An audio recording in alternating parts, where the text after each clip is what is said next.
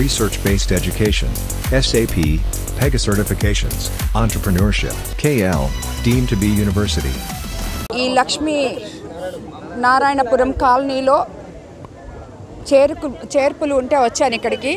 ఇక్కడ మత్స్యకార గ్రామంలో చాలామంది మహిళలు వారి గురించి సోదరుడు వారు పడే కష్టం నిద్రలేసి వాళ్ళు ఎంత పని చేస్తారో ఎంత పాటుపడతారో వాళ్ళందరూ వాళ్ళ కష్టం గురించి చెప్పాడు. అది విని నాకు చాలా స్ఫూర్తిదాయకం అనిపించింది. అదేవిధంగా వాళ్ళందరూ 4 రోజుల నుంచి ఇక్కడికి నన్ను ఎందుకంటే వాళ్ళకి సెంటిమెంటల్గా వాళ్ళు ఇక్కడే చేరాలని 4 రోజుల నుంచి ఇక్కడికి రమ్మని అడుగుతున్నారు. నాకు టైం లేక రాలేకపోయాను, అందుకనే ఈరోజు ఇప్పుడు ఎండ అయినా వచ్చాను. సో వాళ్ళందరూ ఎంతోమంది మహిళలు ఆదిశక్తుల్లాగా వాళ్ళు నా వెనుకున్నారు. మహిళలకి ఈరోజు ఏమాత్రం గౌరవం లేకుండా గౌరవం ఇవ్వకుండా ఈ కోవూరు నియోజకవర్గంలో నన్ను చంద్రబాబు నాయుడు గారు ఒక మహిళను నిలబెట్టారు. ఉమ్మడి అభ్యర్థిగా ఎమ్మెల్యేగా నేను సేవ చేయడానికి నా భర్తతో కలిసి నేను రాజకీయాల్లోకి వచ్చాను. ఎప్పుడైతే ఈ కోవూరు నియోజకవర్గం అభ్యర్థిగా నన్ను ప్రకటించారో ఆ రోజే చెప్పారు నాకు, ఈ నియోజకవర్గంలో ఉన్న వాళ్ళకి ప్రతిపక్ష నేతలకి మహిళలంటే విలువ లేదు, మీరు జాగ్రత్త అమ్మా అని అందరూ చెప్పారు. ఈరోజు అది వాళ్ళు రుజువు చేసుకుంటున్నారు.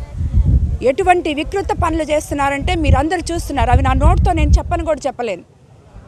వాళ్ళందరూ నా సోదరులు, నా సోదర సమానులు. వాళ్ళందరూ నా దగ్గర చుట్టాలు, నాకు అన్నలు అవుతారు, తమ్ముళ్ళు అవుతారు. కానీ నన్ను తట్టుకోలేక నా మీద ప్రజలు, కోవూరు నియోజకవర్గ ప్రజలు నా మీద చూపించే ఈ అభిమానాన్ని వాళ్ళు జీర్ణించుకోలేక ఈరోజు ఇక్కడికి వచ్చాను.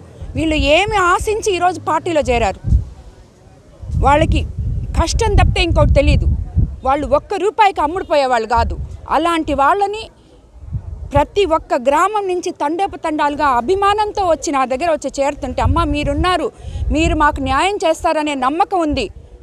ఎవరినైనా అడిగినా అదే చెప్తున్నారు. కాబట్టి మీరే మా ఎమ్మెల్యేగా కావాలి, మీరు వస్తే మేము ప్రశాంతంగా ఎటువంటి కమిషన్లు లేకుండా వ్యాపారం చేసుకోగలం. మా పొర్లు కట్టలన్నీ తెగిపోయేటట్టు ఇసుక ఎత్తరు, గ్రావెల్ ఎత్తరు. ఇవన్నీ చెప్పి వాళ్ళు నా దగ్గరకు వచ్చి వాళ్ళ సమస్యలు చెప్పుకొని 5 సంవత్సరాల నుంచి మా మొహాలు చూడలేదు.